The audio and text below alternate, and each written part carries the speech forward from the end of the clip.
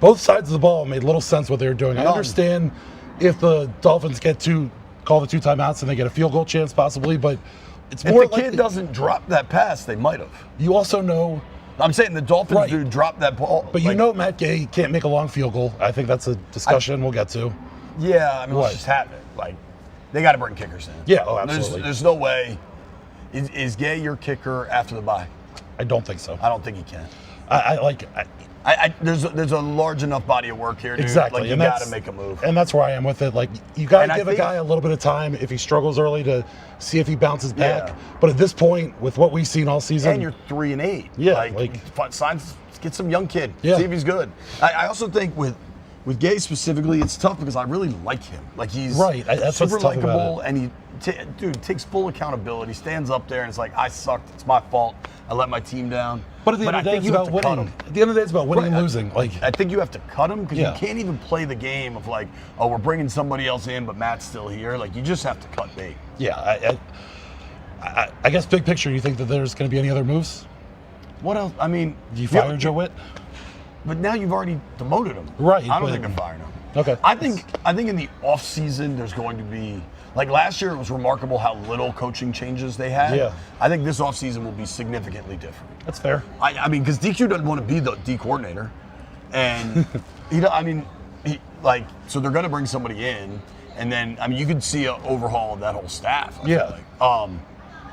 The question I have, and I asked, I think Sir Luga this walking out, like, Quinn has now lost 6 in a row. They're 3-8. Any other coach, any other scenario, everybody's screaming, fire the coach. I think whatever the amount of goodwill he built up last year, 100 units of goodwill. Gone. I don't know if it's all the way gone. If it's all the way gone, then the heat is on him.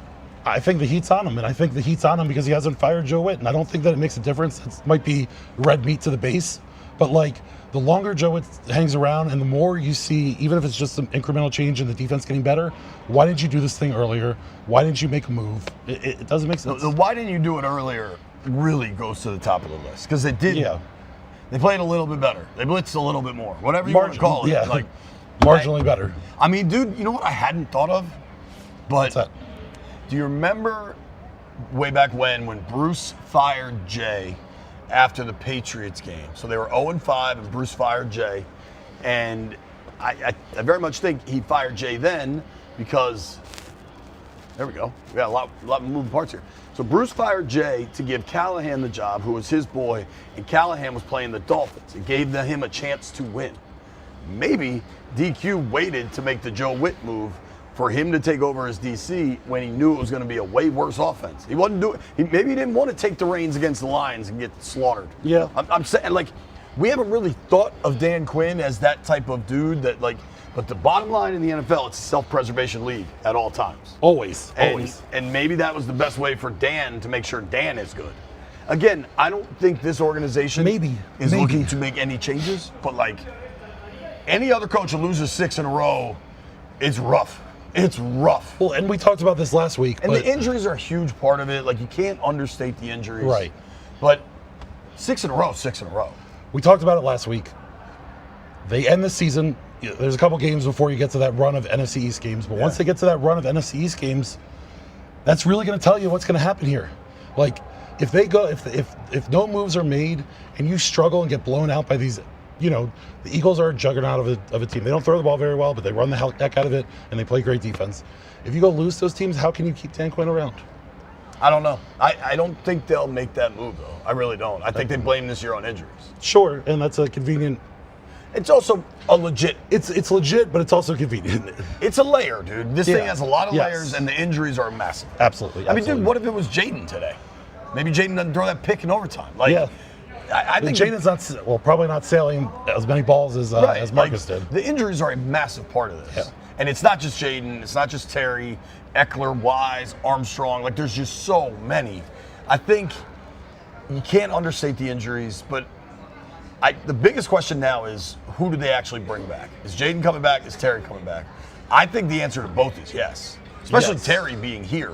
Terry was running around in Madrid, like Oh, working out. I'm sorry. You're saying come back and play this year. Yeah. Oh, I thought you were saying come back next season. I was like, No. What are we talking about? I mean, play in Yes. week 14 or whatever. Listen, I think you got to play. I think everyone who's going to be healthy enough to play plays. Like, unless there's a chance for re-injury for one of these guys. I think it depends, specific to Jaden, not with Terry, but specific to Jaden. Say the elbow, like we understand he doesn't need surgery, nothing's broken, nothing's Right. torn, but say he's not ready until week 16, and at that point they're 3-10 or 3-11.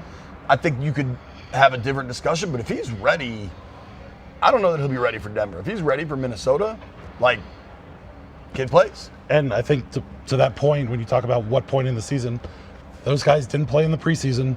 The coaching staff didn't think those guys needed those reps. Right. So, like, if you're talking reps, I don't know that week 16, 17, 18 really matter that much. But at the same time, It's a fair point. man, you got to see. You got to see him play. You want to see him play. I think, by and large, fans completely disagree with you. I understand that. And that's fine. They can think that way. I just happen to I don't kind of disagree with you. I mean, I think a lot of it will depend on timing. But Yeah. I think I also know that Jaden will want to play. That much I'm Oh, confident. 100%. Yeah.